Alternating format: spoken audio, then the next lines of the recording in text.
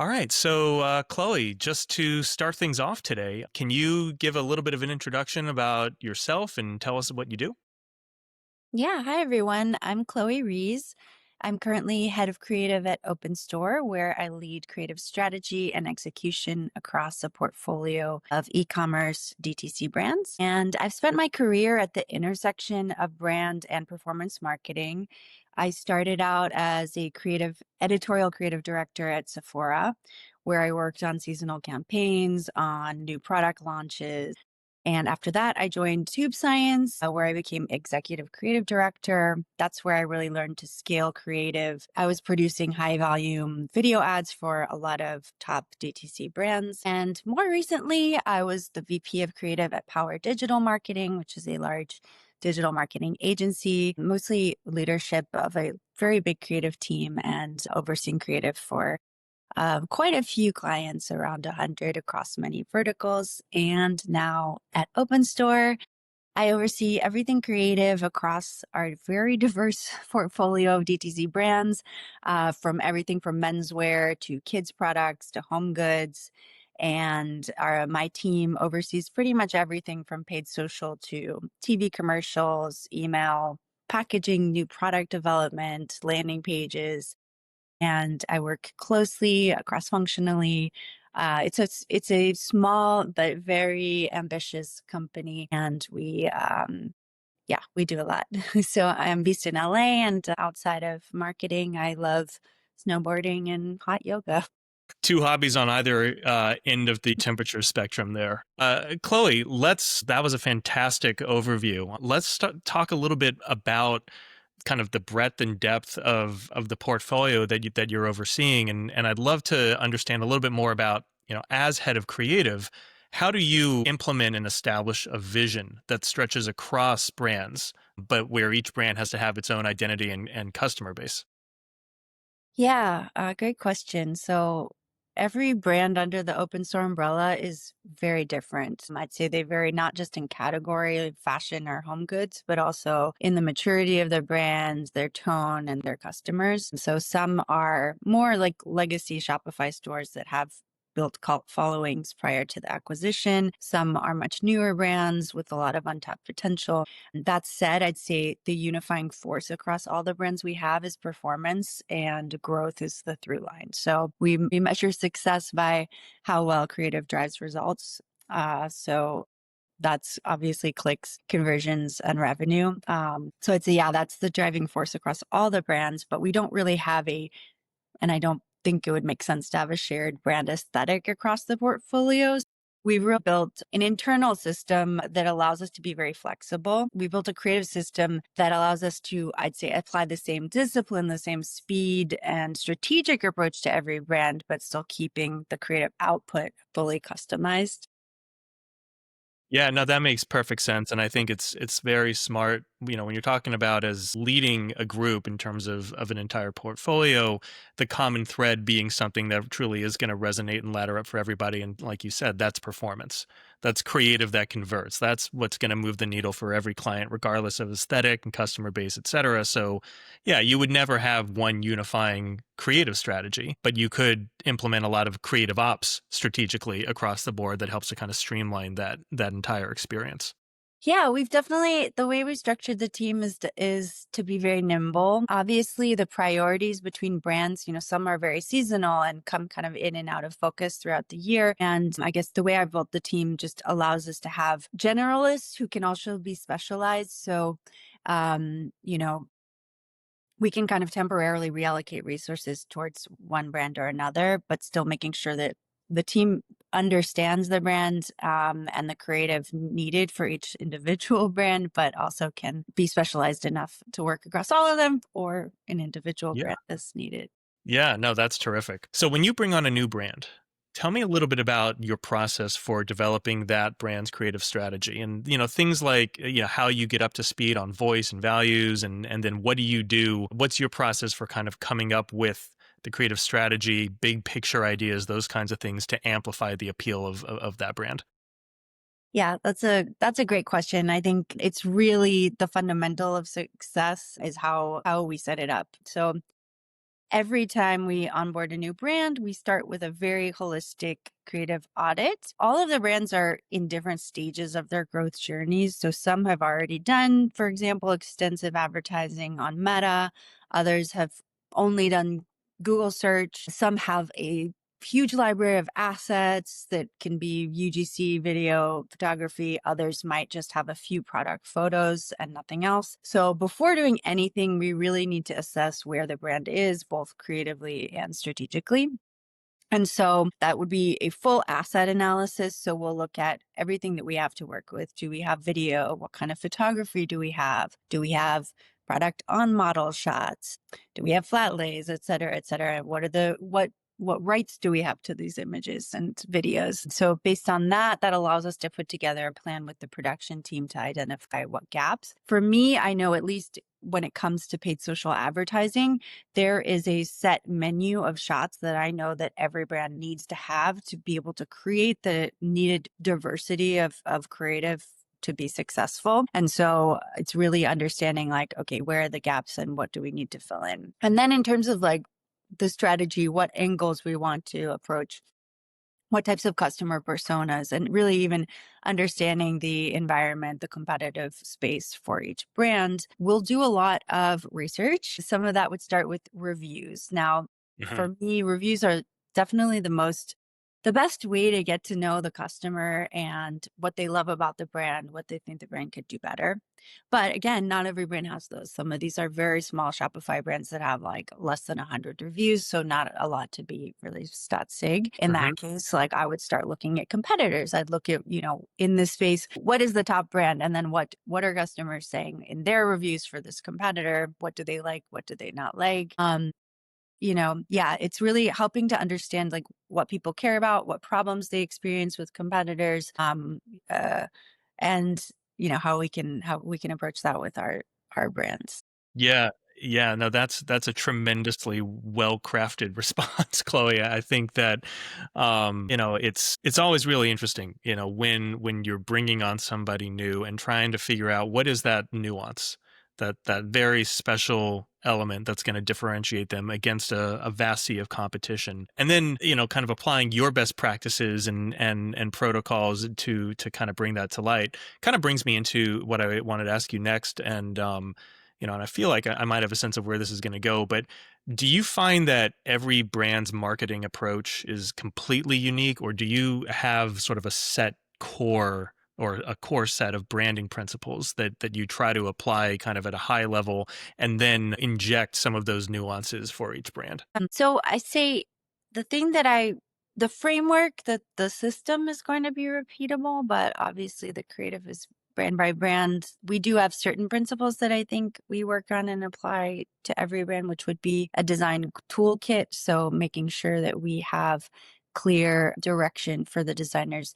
Again, we do have designers that are working across a large number of brands. So it's very important for them to be able to quickly pick up and have access, well, to both all of the brand, the fonts, the logos, et cetera, and making sure those are all saved and organized effectively so that people can switch between brands quickly. But in terms of like what the branding looks like in practice, it is very individual. So obviously we have some that are more clean, more elevated, others that are, using more scrappy UGC, others that don't. Yeah. So I'd say things that are common across all brands would be like naming conventions, meaning cadences, and Mhm. and the existence of toolkits, but it's definitely everything's bespoke for each brand. Each brand. Yeah, absolutely. Okay, so it's 2025. We're not going to get out of a conversation without talking about AI. And so, in a recent survey that we ran at Live Street, we found that almost 35% of the respondents said that AI had helped them to produce more with a small team by scaling the output without having to add additional headcount. So, where you're managing multiple brands, tell me about how your team is using AI to scale that output without overextending the team or maybe replacing the importance of human intuition and emotional empathy. Yeah. Well, On a personal level, I love AI, and it's been so exciting to see just how things have evolved over such a short period of time, and just the idea that I guess that there's no limit to what can happen, and that's scary and exciting at the same time. And luckily at Open Store, we've been very bullish around using AI. I know that I think adoption can be challenging in some companies, or just, having a cohesive approach to how it's used internally can be challenging in some organizations. But for me, I there's a quote I saw recently which was like, the best way to use AI is behind the curtain, not as the curtain. I So like that. definitely I see AI as an amplifier. It's not a replacement, and it's not a quick solution. So I guess I do get frustrated when I see a lot of LinkedIn posts with like triple your output with like image generation. And that for me has not been the reality. And we have done a ton of work with image generation. It's not like just plug and play and oh, you get like 500 ready to go ads with one quick prompt. So I think for me, it's like understanding where it adds value and where to layer in human judgment. So I use the AI very intentionally. Do For you have example, any Oh, no, I'm sorry, go ahead. for image generation, we use tools like Maker AI, which helps us generate like lifestyle scenes with the product that otherwise would be really expensive to produce. So I think that is a really good use of AI. Now, it's not super easy. It might require like 10, 15 prompts to get it perfect, especially when you're working with like trying to represent a product accurately. And in Mhm. our situation, it's fashion, which, you can have details like, okay, everything's perfect except one zipper isn't there. And then the next generation, because you're kind of starting from scratch with each generation, it can take a while. But it does save money if you're comparing that to doing a full photo shoot on a golf course.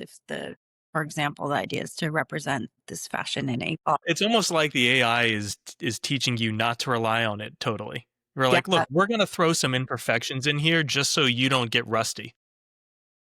absolutely. Yeah. I mean, I think it's frustrating for the creative just because, again, I think that people will read things on LinkedIn and expect, like, oh, you can just at this point get something that's perfect very quickly. There are Yep. other uses like outside of image generation that are really, really helpful for us.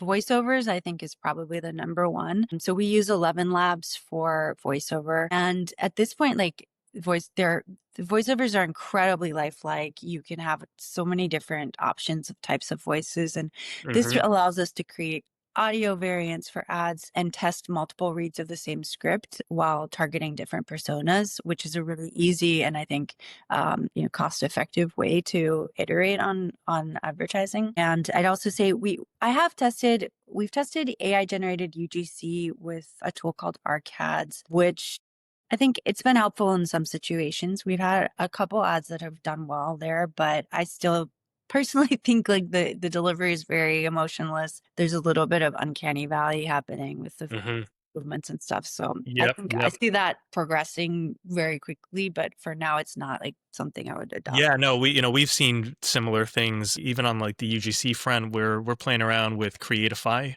which is, an Arcad's competitor. And it is. You kinda see the same thing, like, you are blown away when you think about where this was 6 or 12 months ago, but it still doesn't necessarily always feel like it's gonna land the right emotional beat, and UGC is so built around, just connecting with the audience in an instant and not giving them any reason to, disbelieve or be skeptical, and, when you veer into that uncanny valley, you immediately introduce that disconnect, so, yeah, no, I totally agree, it's like these tools are very, very powerful, they can be incredibly value add in the right context, but for people to just kind of paint a broad stroke with the brush and say, "Look, we've solved it with one prompt and you're done." Like that's where I too am very wary, especially when you see the LinkedIn posts about, yeah, triple, quadruple your output with just this. It's like, no, no, no, no, no. Like, yeah, we have to dial it back. What about in your briefing or your strategy process? Are you leveraging AI tools in those arenas as well? Yeah, actually, I think that's one of the most useful use cases of AI at this point, both for creative strategy. Like one amazing use of of AI would be to analyze and look at all of our like big data basically. So that could be downloading all of our customer reviews and asking the AI to analyze sentiment or find common themes that are coming up. Another use case is for performance monitoring. So, for example, downloading all of the data from a meta campaign and trying to identify patterns. Those are things like yeah, as a human, it would take me ages to sort through manually tons of reviews. So I think using AI to analyze big data sets is a great use case. And then another helpful way we've integrated AI is in briefing and copy. So we've trained our team to use ChatGPT to do things like test headlines, refine briefs for editors and designers, which can definitely save time and be effective when it has the right inputs. So again, I think a great thing to keep in mind here is like your output is only as good as your input. And we actually ran a very structured study across lots and lots of prompts to see how varying levels of brand context impacted the quality of the ad generated brief and ad copy. So basically using no context on the brand, kind of basic product page context, and then very enhanced brand context. So uploading all of our reviews, tone of voice, brand guidelines. And surprisingly, what we found was that the enhanced context, so the best results actually came from not the most detailed context, but midway, and no context at all actually performed better than just providing the PDP, the website. That is very interesting. Yeah. Yeah, so I think, yeah, obviously like shallow inputs lead to pretty generic outputs. But yeah, generally when we try and create briefs using AI, we will always include things like reference ads, quotes, angles, and that definitely has helped improve our output and make our workflow a bit faster. Yeah. Excellent. All right. So, kind of pulling out of the AI topic for a bit now, smaller brands tend to have smaller budgets, usually, right? Can you share some of the ways that you have achieved really big creative impact when your brands have limited budgetary resources, and any kind of creative hacks, low cost tactics, things like that that have really moved the needle? Yeah, I love this question.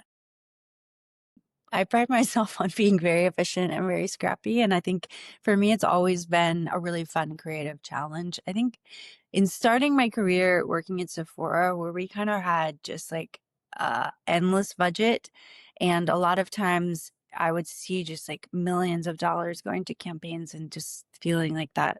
Why are we spending so much money? So I Yeah. think, you know, working more recently in the paid social space, it's just incredible to me to see how like you can drive so much revenue with a creative that cost, I don't know, less than $500 to make. So probably just I don't know that I feel like is so much more rewarding to make see an amazing result on something that was you know I would say more strategically created effectively with limited resources. So yeah, I'd say going back to open store, you're right. A lot of our brands are quite small.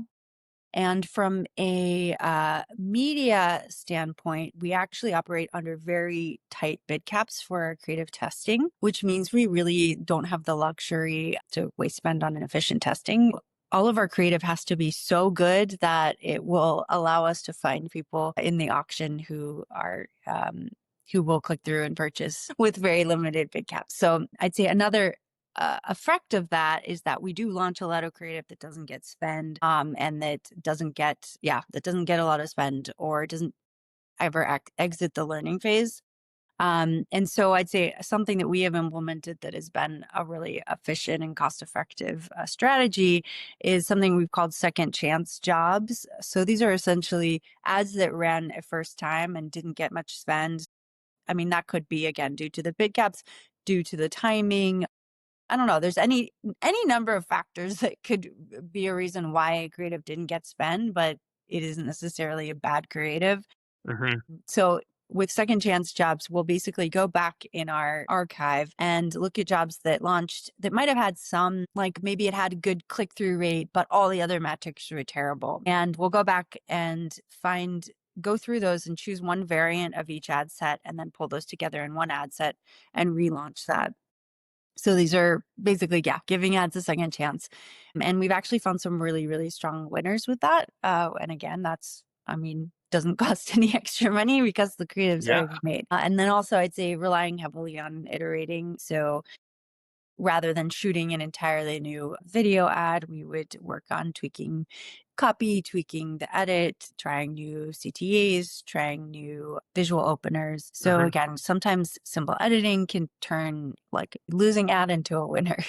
Yeah, it comes down to this the tiniest little variables so many times. And we do a lot of the same kind of thing where we'll go back to the well and pull out creative that hasn't run in a while and maybe didn't hit all the metrics, but there was one particular one that it just seemed to fire on. And then we'll go and we'll kind of, stare at it together. We'll say, all right, well, what was it about this thing that actually moved the needle, and try to establish that variable and pull it out and expand it and apply it to a few of the other ads and test that as a campaign. And more times than not, right, you'll see some good results from that kind of iterative approach. And I think it's great when creative teams are willing to try new things with some things that haven't worked before, because I think in the past, certainly, creatives tend to look at a failed ad as like a personal failure, and they're like, I don't want to look at this anymore. Like, I don't want to think about that. It just didn't work. And there's usually a lot of really good stuff there. You just have to, take a second pass at it.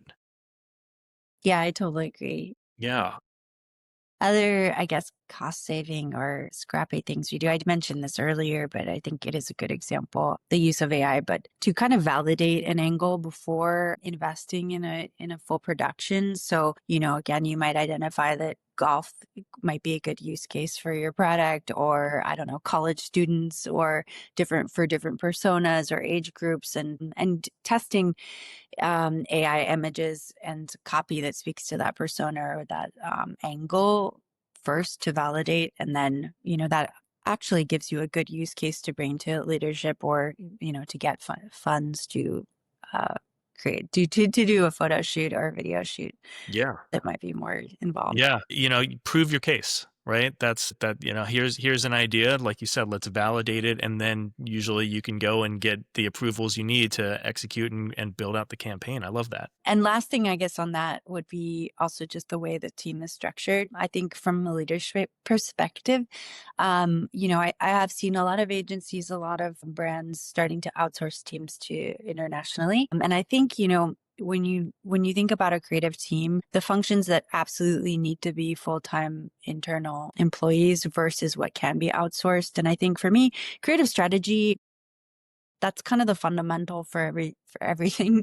So I do really like, it's important to me to have a team that is, there all the time, that we can have recurring touch points throughout the week. However, I'd say on the editing or design side, those are definitely roles where it's so important to have people who have experience doing, if you are working in performance, having that experience of editing or designing performance ads. Mhm. But having them be freelance or retainer based can be a cost saver than having a full-time team of editors and designers. And so we work with about 15 different designers and editors who are based around the world and very good at what they do. Are all of your design resources in that outsource model, or do you have some full-time staff as well on the production side? Yeah, well, we have a head of production, we have a design director, and we also work with an agency called GA, which I think stands for General Assistance. And we basically work with them to have full-time contractors who are based in the Philippines. And they are like integral, I mean, for me, these are the folks from GA are full members of the team. They're just not full-time employees of Open Store, but very much, it is a, 40-hour a week cadence with meetings, and, they're involved in everything that full-time employees are.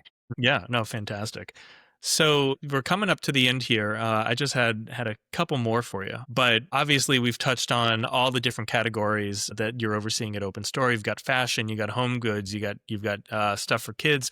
How do you stay on top of trends? How do you just kind of keep your ear to the ground and ahead of where things are trending, so that you can keep your brands ahead of the curve? Yeah, it's definitely so yeah, I get asked this a lot. I think it sounds and even when I started, it sounded so overwhelming, but it's manageable. And there's definitely a few rituals that have helped us here. So as I mentioned, each of our brands has someone who is dedicated to creative strategy for that brand while they also work across a lot of other brands. And so I'd say they are kind of the main person who is going to be tracking competitor ads, trends. And with that, I run a weekly brainstorm meeting every Friday. This is probably the most important team touch point of the week because basically throughout the week, each team member is going to track and compile ads that they've seen out in the wild, just general creative inspiration, and everybody adds the things they've found that week to this one common document. And then on Fridays, we go through it. Each person shares the ideas that they've brought to the table. And we also use two tools, both Foreplay and Atria, to monitor competitor ads and ad libraries of other Hmm. brands. And yeah, I personally love Atria. It's something that I think is very easy to use. And Yeah, surprisingly, though, I would say some of the best inspiration and some of the best performing ads that we've created based on this brainstorming media have actually come from Pinterest, which I think is a very underutilized tool interesting. for folks in creative Yeah. strategy. Uh-huh. And definitely particularly on the visual trend side, but I think that that has been surprising. I'd say the more so than just looking at direct competitors and trying to copy their ads, which I think everyone everyone does in this space. Yeah, yeah, but I love the idea that you start to assemble, like a mood board of inspiration and let that drive the creative exploration and not necessarily have it skewed by what we're seeing out in the wild as a final produced ad. Yeah, absolutely. Yeah. That's terrific. Well, Chloe, that brings us to the end of all the questions that we had outlined. I did have one or two kind of hot takes that, if you're willing to indulge me, I'd love to just get your beat on. Absolutely. So, if there was one overused creative trope in DTC that you could kill forever, which one would it be? There are so many, man. There are. I mean, gosh, okay. I mean, I'm not going to talk about AI again, but It's fair if you do, because it's like in the short amount of time, it has just become such a buzzword and overblown and over leveraged. yeah, I think it was just there a few months ago. Well, no, I think it with VO3, but no, it was the new image generation update to ChatGPT where it was just like suddenly my feed was just overrun with this. And it was like I guess every week there's going to be a new startup popping up, which is like, we're the new, the new startup that's going to help you triple X your output. I guess that's a little frustrating. I think both for the internal team who's then tasked, and has pressure put on them from other team members and other departments who are like, so are you using the how much are you using AI and not seeing the results? Mhm. Yeah. So I'd say that, but then I guess I'd say just generally overall, I think my hottest take is that I don't think that you can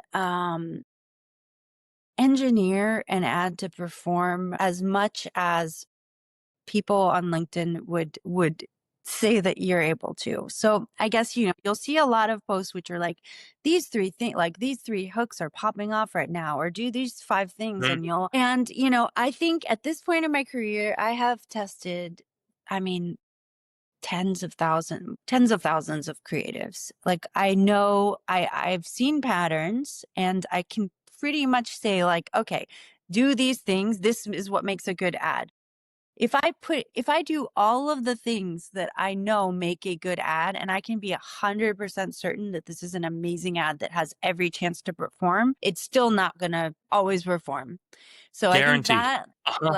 there's so much of a black box in Meta, like Mhm. in this algorithm that is not controllable. That I think, promising that you can like here are the five steps to making an ad that's going to, 10x it's just yeah, it's a fallacy. There isn't a perfect formula to make a high performing creative. What I can say is that you'll maximize your chances of getting more high performing creatives if you launch more creatives and just do more testing.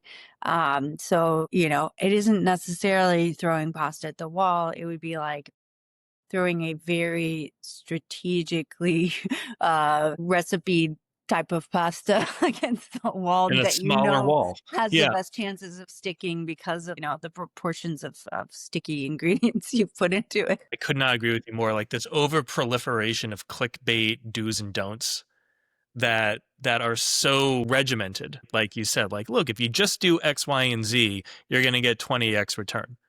And like it's so blatantly false on its face, but people fall for it because they're willing to try anything because they don't know the process of iterative development that actually gets you where you want to go. And honestly, like for me, it's about doing the work. And I think that's the problem. I think most people are lazy, and most groups are not necessarily willing to roll up their sleeves and get dirty and get into the weeds and figure it out and understand all the little nuances and variables that really matter for that particular client, for this particular audience segment.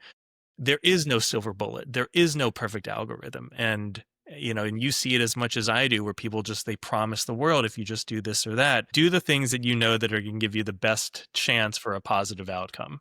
And then it's Yeah. just a And bell. do more of that and Yeah, keep and do doing more of more. that. Yeah, repeat upon it, iterate on it. That is the secret recipe. But then you have to do the work. Yeah, I love it. Thank you so much for being part of this series that Live Street is launching right now, and we're talking with creative leaders in multiple different types of verticals just to get their hot takes and discuss trends and where things are going and what's worked and what isn't. And we really appreciate the time and the insight here, Chloe. Thanks, Ian. Likewise, it's been a Yeah, pleasure. excellent.